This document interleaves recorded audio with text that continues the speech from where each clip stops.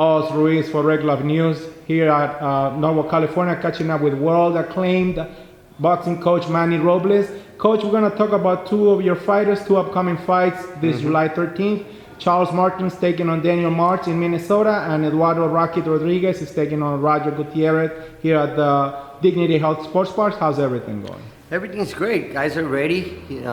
Yesterday was their last day of sparring, so closing camp, and they're both fighting on the same day, which will be interesting. But they're ready to go. 100. You have your assistant Estrellita going with Charles to Minnesota to taking on Daniel Martz. You're staying here at home for Rocky against Roger Gutierrez. Roger Gutierrez, a fighter that's fought the likes of Hector Tanajara. Yeah. He fought Rene Alvarado. He fought Oscar Duarte. What can you tell us about Roger Gutierrez and what challenges does it present to your fighter? He's a good fighter. There's no such thing as an easy fight. He's an experienced fighter. I know he's going to bring in the Rocky. I know he's going to come in good shape. So, we got to be ready for it. He's had a great camp, great sparring. And we're just putting in the finishing touches now on the fight, trying to put in a good game plan, and hopefully we'll be able to execute that game plan on July the 13th. What can you tell us about this young prospect? The boxing media here in the Los Angeles area has been talking about how talented this kid is from Mexico, an undefeated record with 28 wins, 25 KOs. He's a kid that a lot of people are talking about. What else can you say about him? He's a good kid. It's very important for us to not only help him, obviously with boxing, but obviously to help him out mentally, to make sure that he stays grounded and to realize that he hasn't done anything yet. He's not a world champion yet. So a lot of times with media and people, the fans, they try to build up a fighter into something that they're really not, or that they're not there yet. So it's very important for us, for me as a coach, to make sure that he doesn't lose ground. He stays humble, stays in the gym, works hard, because at the end of the day, this is where you win your fights, and then make sure that we let him know that nobody's going to give him anything. It's not going to be easy, therefore he's got to put in the work. How much work do you see yourself Eduardo Hernandez has in order to become a world title contender? He's a good fighter. He's undefeated, 28-0, 25 knockout. He's got some good power in both hands, but he's got a lot of room for growth. He's growing. He's getting better. This is only our first fight together, so I do expect to see some changes. But he understands. We both understand that, and the team, of course, his father, his manager. We understand that things won't happen overnight. It's going to take some time for us to see a better Rocky, a better, more complete fighter. And that's what we're aiming for, and that's what we're getting for. Coach, I've seen you working with several other fighters, and you make these young fighters complete fighters here in the gym. What is it that you like the most about a young Rocky Hernandez right now? His aggressiveness, his punching power. What do you see that you could exploit and make this fighter better? Just being able to control, control aggression. Just a little more control with being aggressive and not throwing out this defense.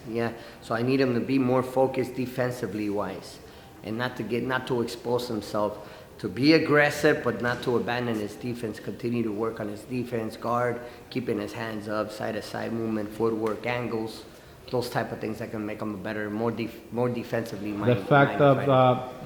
The fact that your young fighter coach is fighting on one of the most popular boxing arenas here in Southern California, is that keeping him composed? Is that keeping him? It's always thinking exciting. about the fight? I think it's always exciting to fight at the Dignity Health Sports Park, or the former StubHub Center. It's always exciting to fight there. It's always nice because the place always gets packed with hardcore boxing fans, and they demand a lot from their boxers, which they are entitled to. But it's always exciting to fight there. For whatever reason, it just gives the fighters that incentive and that motivation to fight there and to show the public, what they're capable of. And that's where some of your fighters have some of these memorable fights. Andy Ruiz, just to bring in. He fought there April 20th. Yes. Correct. Now let's move along and talk about Charles Martin taking on Daniel Martz on July 13th again, but with Coach Estrellita working his corner. He's coming off a DQ win over Greg Corbin on March 16th. What do you see about Charles Martin getting better for this upcoming fight? Well, Charles Martin, I believe he's made a tremendous progress.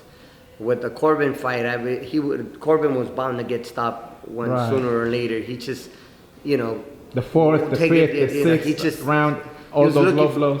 All the low blows, correct. He's just looking for a way out, by throwing low blow after low blow after low blow. So the referee took kind of long to disqualify the guy from all those low blows. He didn't realize that, hey, this guy doesn't want to fight anymore. He's looking for a way out. Everybody saw it except for the ref. But finally, the kid was disqualified because he wasn't in there to fight. He was just in there to survive. But he was, nonetheless, he beat an undefeated fighter, gave him his first loss. So it was a good fight. It was a good learning experience for Charles to know that there's no such thing as an easy fight, as I always say. Some fighters are harder. Some wins become harder than others. You know what I mean? So good experience. He's looking good in the gym now for this fight. He's looking better where he's making progress. I like what I see in the gym, and hopefully that he'll be able to transfer that, the work in the gym, into the fight. Like as they say, how you work is how you fight. I'm excited about him, and he's gonna be. I won't be there, unfortunately, because I can't be in two places at once. But that's why I have Estrellita right. cover for your right me. hand man. My right hand man to cover for me. So he's gonna be making a trip to beautiful Minnesota. It's hot at least. Coach? Well, at least it's warm this time of year, man. And he's gonna be out there with him, and I'm sure they're gonna do well. How much did Charles Martin learn by having all those sparring sessions with your now world champ Andy Ruiz? Good. I mean, everybody benefits. At the end of the day, they're here to help each other. It's sparring, and they're here to learn. It's this sparring in the gym is although sometimes it turns into a fight. What I try to do is, you're not here to win sparring. You're here to learn. You're here to get better. You're here to. There's a purpose. There's got to be a purpose, a reason why, and that why is your fight. Because at the end of the day, that's your fight. That's where you want to win. That's where you want to be able to perform. So they help each other out tremendously. They feed off each other. They grow. They pick their brains. They learn. So obviously that's what we're here for once again, and that would be able to transmit that in the you fight. You see Charles Martin fighting again for a world title belt? Yeah. I mean, he's fighting now, and there's talks of him fighting again in September, in a bigger fight, a bigger match.